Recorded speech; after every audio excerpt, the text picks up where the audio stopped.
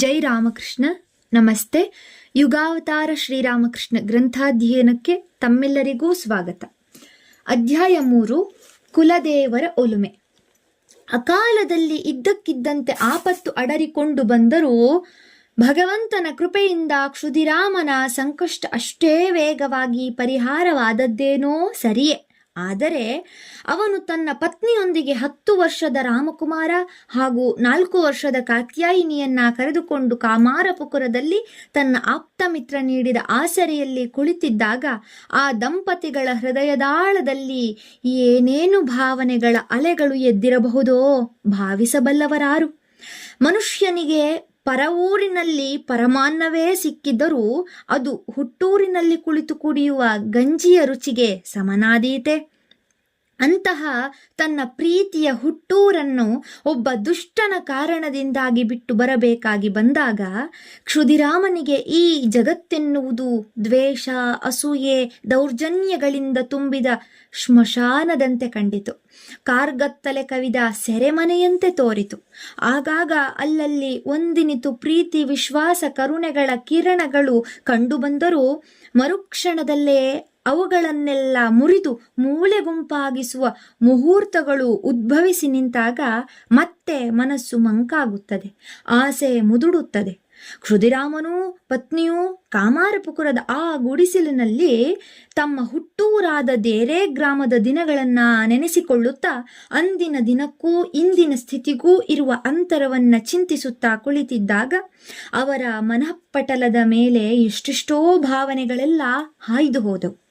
ಆದರೆ ಎಷ್ಟು ಆಲೋಚಿಸಿದರೇನು, ಕಳೆದು ಹೋದದ್ದು ತಿರುಗಿ ಕೈ ಸೇರುವುದುಂಟೆ? ಮನುಷ್ಯನಿಗೆ ಆಘಾತಗಳು, ಅಪಘಾತಗಳು, ಆಕಸ್ಮಿಕಗಳು ಸಂಭವಿಸಿದಾಗಲೇ ಅವನು ಈ ಪ್ರಪಂಚದ ನಶ್ವರತೆಯನ್ನ ಕಾಣಲು ಸಮರ್ಥನಾಗುವುದು.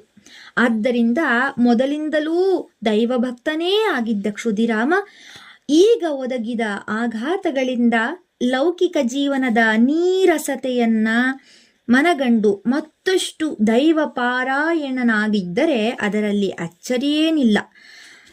ಅಲ್ಲದೆ ತಾನು ಅಂತಹ ಹತಾಶ ಸ್ಥಿತಿಗೆ ಗುರಿಯಾಗಿದ್ದಾಗಲೂ ಅನಿರೀಕ್ಷಿತವಾಗಿ, ಅನಾಯಾಸವಾಗಿ ತನ್ನ ಜೀವನಕ್ಕೊಂದು ಆಸರೆಯೊದಗಿ ಬಂದದ್ದನ್ನು ಕಂಡು ಅವನ ದೈವಭಕ್ತಿ ಇನ್ನಷ್ಟು ದೃಢವಾಯಿತು. ಆದ್ದರಿಂದ ಆತ ಲೌಕಿಕ ಸಂಪಾದನೆಯ ವಿಷಯದಲ್ಲಿ ವಿರಕ್ತನಾಗಿ ಕುಲದೈವ ರಘುವೀರನನ್ನ ವಿಶೇಷ ಭಕ್ತಿಯಿಂದ ಆರಾಧಿಸತೊಡಗಿದ. ರಘುವೀರನಿಗೆ ಸಂಪೂರ್ಣ ಶರಣಾದ. ಇನ್ನು ತಾನು ಈ ಪ್ರಪಂಚಕ್ಕೆ ಸಂಬಂಧಿಸಿದವನೇ ಅಲ್ಲ ಎಂಬಷ್ಟು ನಿರ್ಲಿಪ್ತನಾಗಿದ್ದುಕೊಂಡು ವಾನಪ್ರಸ್ಥಾಶ್ರಮಿಯಂತೆ ಜೀವನ ನಡೆಸತೊಡಗಿದ. ಈ ನಡುವೆ ಇನ್ನೊಂದು ಘಟನೆ ನಡೆಯಿತು. ಅವನ ದೈವ ಶ್ರದ್ಧೆಯನ್ನ ಅದು ಇನ್ನಷ್ಟು ಬಲಪಡಿಸಿತು. ಒಂದು ದಿನ ಅವನು ಪಕ್ಕದ ಹಳ್ಳಿಯೊಂದಕ್ಕೆ ಕಾರ್ಯಾರ್ಥವಾಗಿ ಹೋಗಿದ್ದ.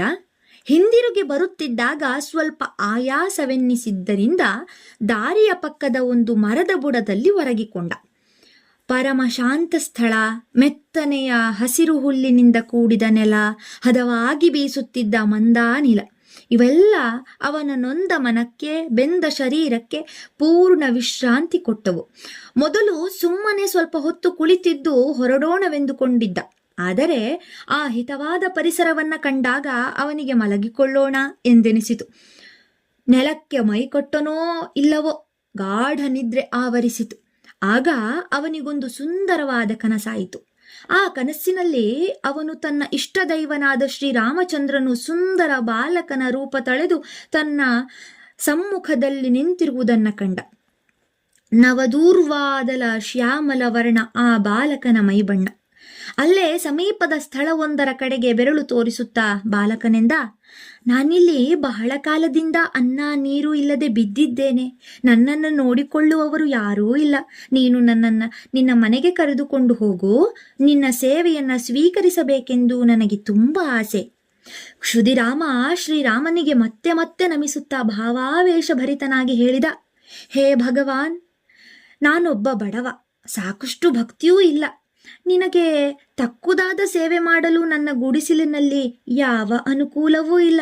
ಸೇವೆಯಲ್ಲಿ ಲೋಪದೋಷಗಳುಂಟಾದರೆ ನಾನು ಪಾಪಭಾಜನನಾಗುವುದು ಖಂಡಿತ. ಆದ್ದರಿಂದ ನನ್ನ ಕೈಲಾಗದ ಕೆಲಸವನ್ನ ನನಗೇಕೆ ಹೇಳುವೆ ಪ್ರಭು? ಆಗ ಬಾಲರಾಮಚಂದ್ರ ಅವನನ್ನ ಸಂತೈಸುತ್ತಾ ಕರುಣೆಯಿಂದ ಹೀಗೆಂದ, ಕ್ಷುದಿರಾಮ, ನೀನೇನು ಹೆದರಬೇಕಾಗಿಲ್ಲ. ನಿನ್ನಿಂದ ಎಷ್ಟೇ ಲೋಪದೋಷಗಳಾದರೂ ನಾನೇನು ಬೇಸರಿಸಿಕೊಳ್ಳುವುದಿಲ್ಲ.